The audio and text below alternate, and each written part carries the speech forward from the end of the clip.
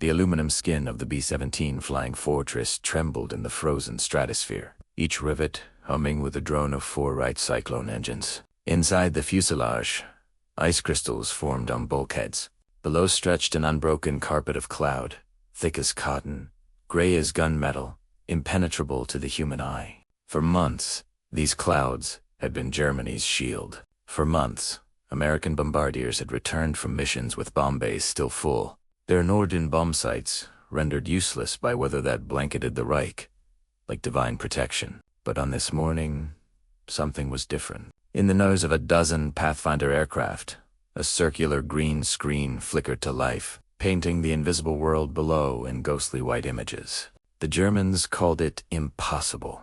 The Luftwaffe pilots, who had learned to hide beneath the overcast, who had watched American formations turn back time and again when clouds obscured their targets, were about to discover that the rules of war had changed. The Americans were bombing through solid cloud cover, guided by invisible waves that penetrated what human eyes could not.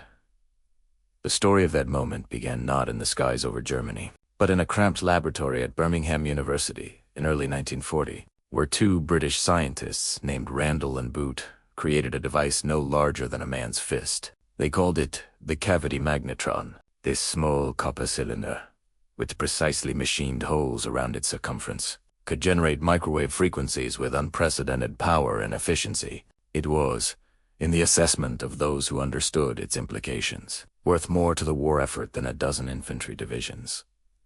Winston Churchill knew Britain could not mass-produce this technology alone. The island nation, standing alone against Nazi Germany, possessed scientific brilliance, but lacked the industrial capacity to transform discovery into deployment at the scale modern war demanded. In August 1940, Churchill authorized the Tizard mission, a delegation that would carry Britain's most closely guarded secrets across the Atlantic, in exchange for American manufacturing might. Among the items in that mission's black metal case was the cavity magnetron, prototype number 12. When American scientists of the newly formed radiation laboratory at MIT examined it, they understood immediately they were holding the future. The magnetron made possible what had been theoretical radar systems small enough, powerful enough, accurate enough to be mounted in aircraft and used to map the ground below through clouds, through darkness, through any weather. The British developed H2S, a 10-centimeter radar system that created crude images of terrain on a cathode ray screen. Rivers appeared dark. Cities glowed bright. Coastlines emerged as sharp contrasts between land and water. It was primitive by latest standards, but it was revolutionary. By March 1943, when Major General I.R.E., commanding the 8th Air Force in England, formally requested 8 H-2S units for installation in American B-17F, he knew the entire strategic bombing campaign hung in the balance. 8th Air Force meteorologists had calculated the mathematics of despair. Visual bombing opportunities over Germany existed perhaps 20 to 30% of the time. For 70 to 80% of potential bombing days, clouds made precision bombing impossible. December 1942 had seen not a single operational day. The first 15 days of January 1943 produced no missions. The great arsenal of democracy was building bombers by the thousands, training crews by the hundreds. But nature itself seemed allied with Hitler. The Germans understood weather as sanctuaries. Luftwaffe intelligence officers studied the same meteorological charts the Americans did. They knew the statistical probability of cloud cover over the Ruhr, over Berlin, over They had watched American formations approach, circle uselessly above the overcast, and turn back toward England with their bombs still racked.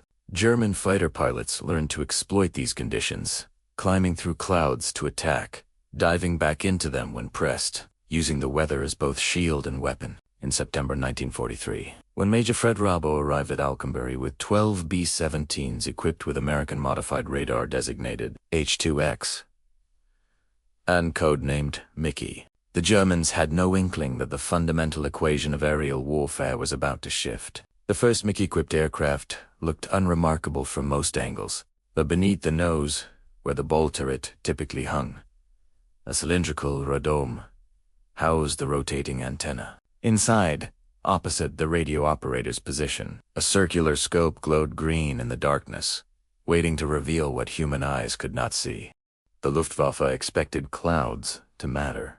They had built their defensive calculations on weather as a constant factor. When formations appeared overhead on November 3, 1943, over targets sucked in by complete overcast, German fighter pilots assumed the Americans would either bomb blindly, scattering ordnance across the countryside with negligible effect, or turn back.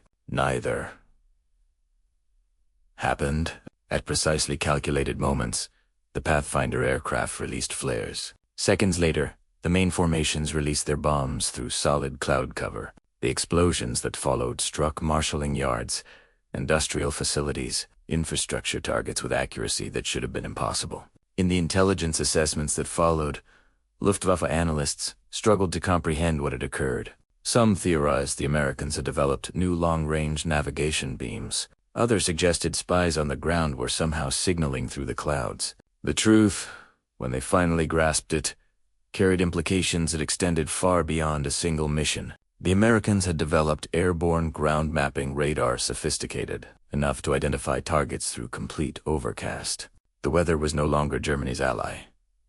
What German intelligence officers could not fully appreciate was not merely the technology itself, but the industrial system that produced it. The cavity magnetron that Britain had invented, America manufactured. The radiation laboratory at MIT became the largest research facility in the United States, employing thousands of scientists and engineers. By 1943, American factories were producing radar sets, not by the dozens, but by the hundreds, then thousands. The H-2X units installed in those first 12 Pathfinder aircraft were hand-built prototypes. Waiting months production models flowed from assembly lines. The 482nd Bomb Group, activated in August 1943 as the 8th Air Force's Pathfinder unit, expanded from 12 aircraft to entire squadrons.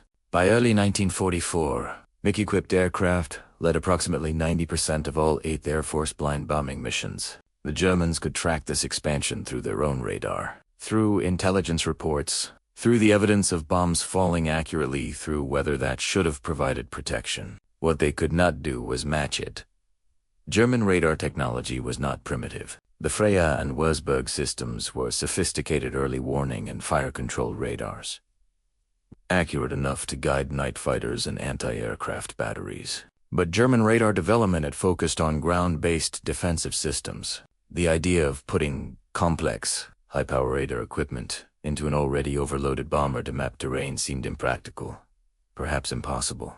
German scientists and engineers were capable of understanding the physics. What they lacked was the industrial capacity to implement solutions at scale. By 1943, Germany was fighting on multiple fronts. Its factories under constant attack, its resources stretched beyond sustainable limits. Developing an entirely new airborne radar system, manufacturing it in quantity, installing it in sufficient numbers of aircraft to matter strategically, all while maintaining existing war production, exceeded Germany's capacity. The Americans, meanwhile, operated from an industrial base that was not only intact, but expanding. The contrast was stark, and it was visible in unexpected ways. For Luftwaffe pilots scrambling to intercept American bomber formations, the morning flights meant uncertainty where there had been predictability. On clear days they could see the bombers from miles away, silver specks catching sunlight at high altitude. On cloudy days they had relied on ground-based radar to vector them toward approaching formations, then used the clouds themselves as tactical cover. Now the clouds offered no protection for the targets below and limited tactical advantage for defenders. American bombs fell through overcast with deliberate precision. Flak batteries fired blindly upward, guided only by sound and by radar that could track position but not predict the moment of bomb release. The psychological effect compounded the tactical one. German pilots had entered the war believing in the superiority of their training, their aircraft, their tactics. 3 years of combat had eroded those certainties. Now they faced an enemy who could bomb targets they could not see, guided by technology they could not counter. The green glow of the Mickey radar scope became, for those who understood its implications, a symbol of American technological abundance.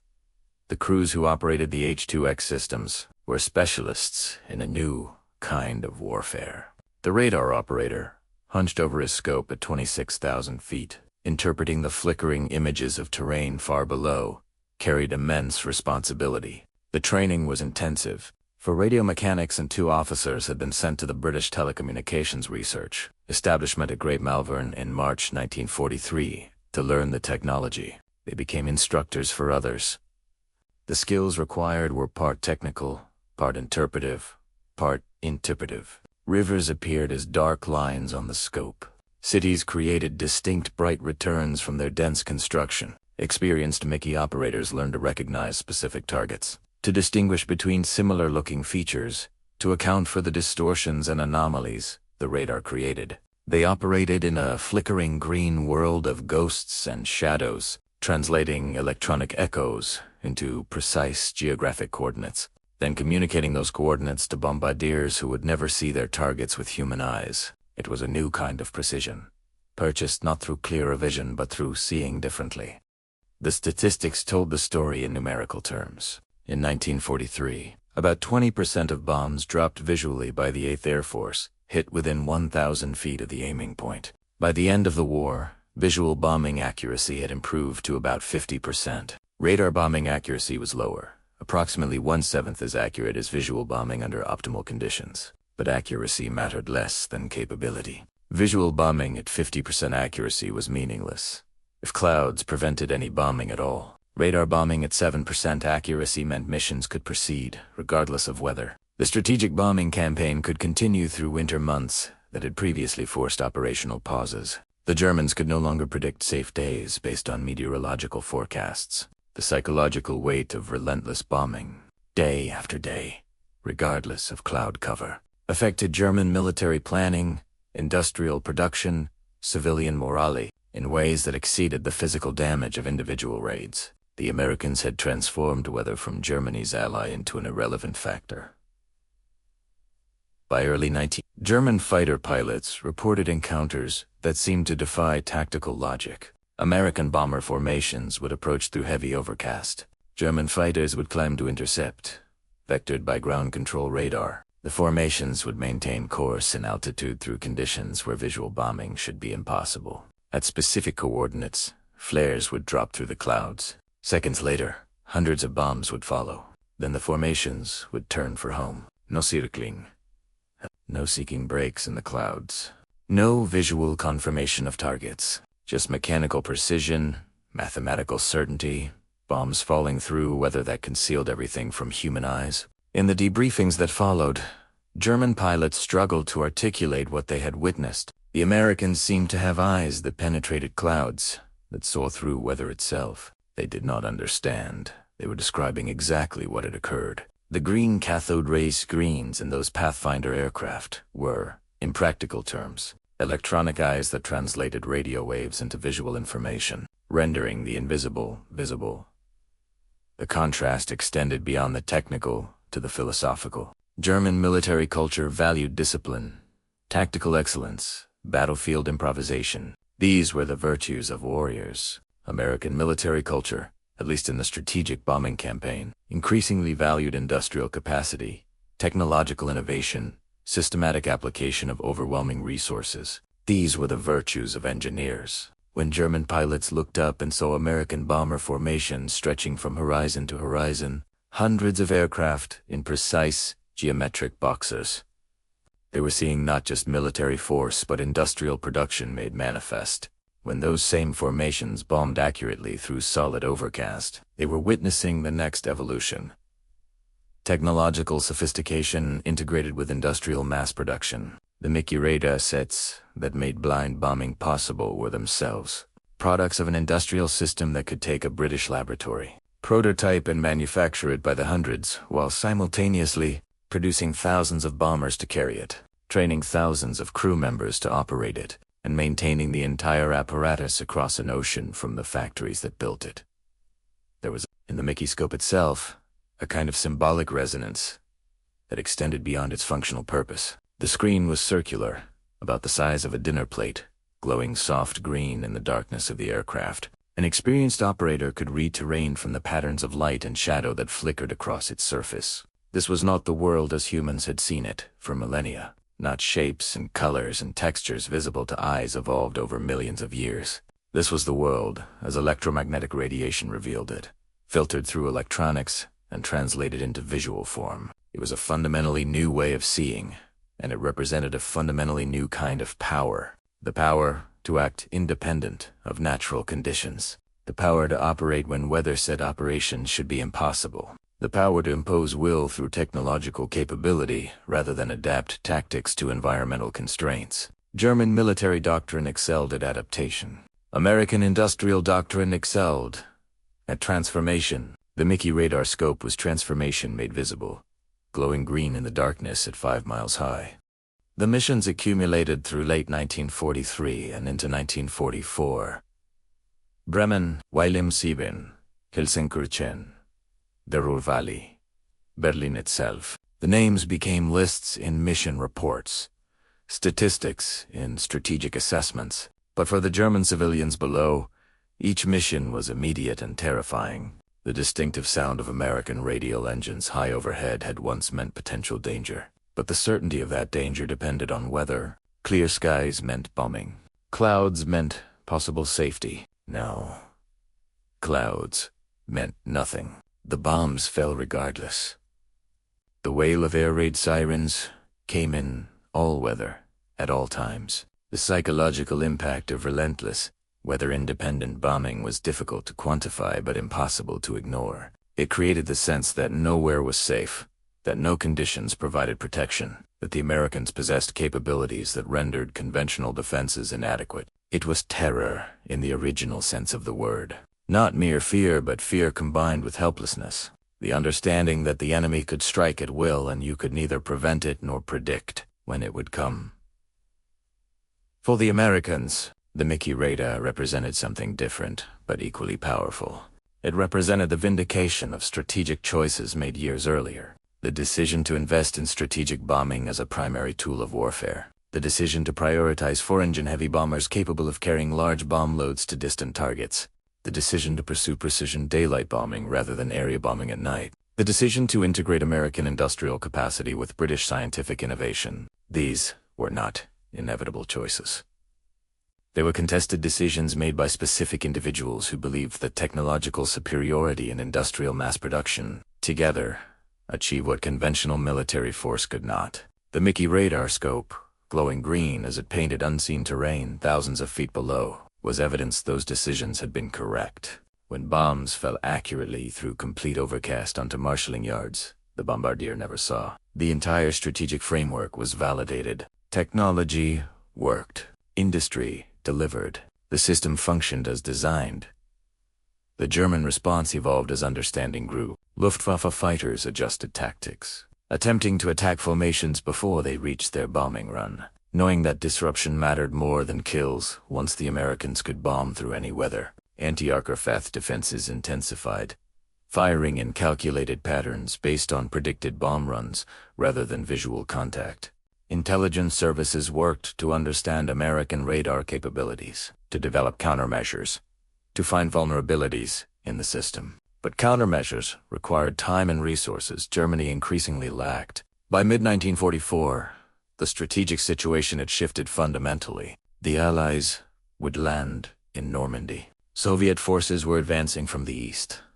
The combined bomber offensive continued regardless of weather. Germany faced strategic defeat on all fronts, and the Mickey radar, glowing green in the noses of American Pathfinder aircraft, was one small but significant element in that defeat. It represented what Germany could not match: the combination of scientific innovation, industrial capacity, and systematic application of overwhelming resources that characterized American participation in the Second World War. In the final accounting, the H-2X Mickey radar system led 8th Air Force formations on thousands of missions. It enabled bombing operations that would have been impossible through conventional means.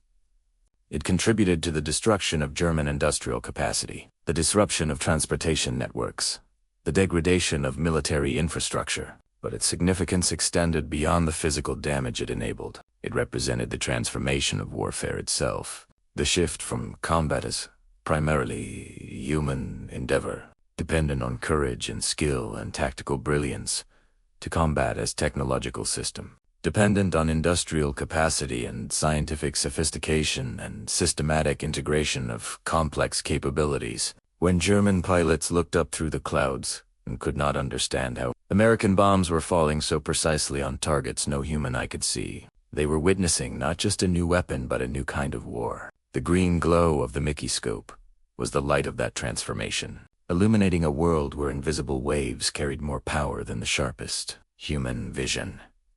The crews who flew those missions, who operated those radar sets, who bombed targets they never saw, understood they were participating in something historically significant even if they could not fully articulate what it meant. They were the first generation of warriors to fight primarily through technological intermediation, translating electronic signals into military action, trusting instruments more than instinct, operating in a realm of abstraction, where the enemy was a pattern of light on a screen and victory was measured in bombing accuracy percentages. It was, in its way, the future arriving ahead of schedule, compressed into wartime necessity. The radar scope was a window into that future, circular and glowing, revealing what was invisible and proving that the invisible could be more powerful than anything clearly seen.